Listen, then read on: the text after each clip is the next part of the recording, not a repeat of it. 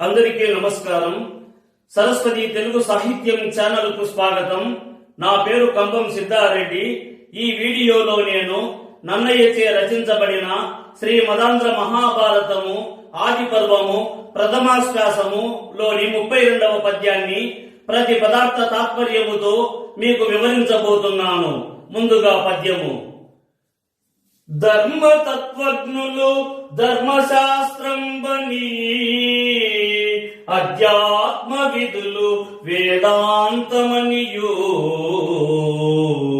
నీతి విచక్షణులు నీతి శాస్త్రంబని కవి వృషభులు మహాకావ్యమనియు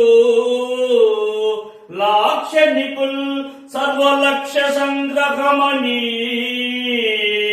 ఐతిహాసికులితిహాసమనియు పరమ పౌరాణికుల్ బహు పురాణ సముచ్చయంబని మహిన్ కొనియాడుచుండ వివిధ వేద తత్వవేది వేద వ్యాసుండాది ముని పరాశరాత్మజుండు విష్ణు సన్నిపుండు విశ్వజనీనమై పరగుచుండ చేస భరతంబు.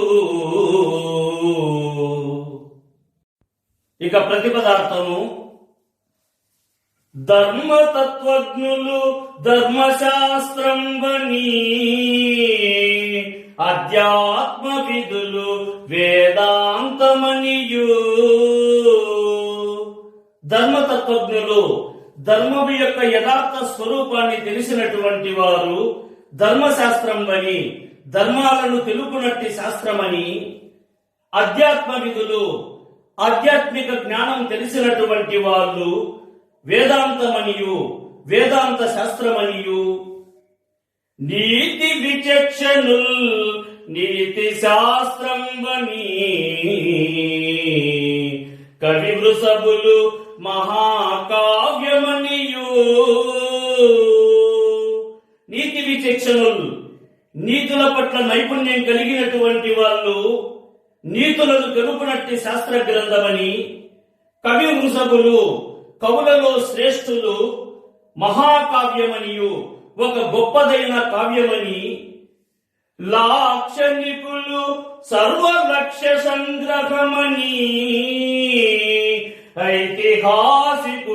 ఐతిహాసికులితిహాసమనియు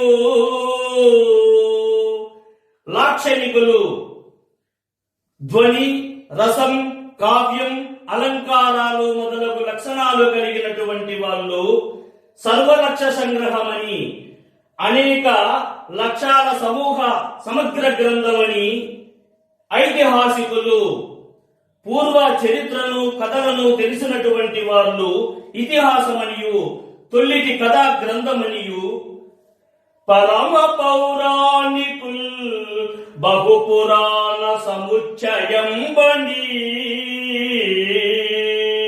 మహిన్ కొనియాడుచుండ పరమ పౌరాణికుల్ పరమ పవిత్రమైన పురాణ శాస్త్రాన్ని తెలిసినటువంటి వాళ్ళు బహు పురాణ సముచ్చయంబని అనేక పురాణాల సమాహార గ్రంథమని మహిన్ కొనియాడుచుండ ఈ భూమిపైన ప్రశంసిస్తూ ఉండగా వివిధ వేద తత్వవేది వేద వ్యాసుండాది ముని పరాశరాత్మజుండు వివిధ వేద తత్వవేది అనేక వేదాలను విభజన చేసి వేదాలలోని సారాన్ని గ్రహించిన వాడైనటువంటి వేదవ్యాసుడు వేదాలను విభజన చేసినటువంటి వాడు ఆదిముని మునులలో ప్రథముడైనటువంటి పరాశరాత్మజుండు పరాశర మహర్షికి మత్స్యగంధికి కలిగినటువంటి కుమారుడైన విష్ణు సన్నిపుండు విశ్వజనీనమై పరగుచుండన్ చేసే భరతంబు. విష్ణు సన్నిపుండు విష్ణువుకు సమానమైన వాడు విశ్వజనీయమై యావత్ ప్రపంచానికి విశ్వ కళ్యాణాన్ని కాంక్షిస్తూ పలుకుచుండన్ గొప్పచుండ చేసే భారతంబు భరతవంశీయుల సమగ్ర చరిత్రను తెలిపేటువంటి భారతం అనే మహాగ్రంథ కావ్యాన్ని రచించాడు. ఇక తాత్పర్యము, ధర్మ స్వభావాన్ని తెలిసినటువంటి వారు ధర్మాన్ని తెలుపునట్టి శాస్త్ర గ్రంథమని, ఆధ్యాత్మిక జ్ఞానం తెలిసినట్టి వారు వేదాంత శాస్త్రమని, నీతిలో నైపుణ్యం తెలిసినటువంటి వారు, పరిజ్ఞానం కలిగినటువంటి వారు నీతి శాస్త్ర గ్రంథమని, నీతులను తెలుపునట్టి శాస్త్రమని, కవులలో శ్రేష్ఠులు ఒక గొప్ప కావ్యమని, ధ్వని, కావ్యం, రసం, అలంకారాలు లక్షణాలు కలిగినటువంటి అలంకారికులు అనేక లక్షాల సంగ్రహ స్వరూప కావ్యమనియు,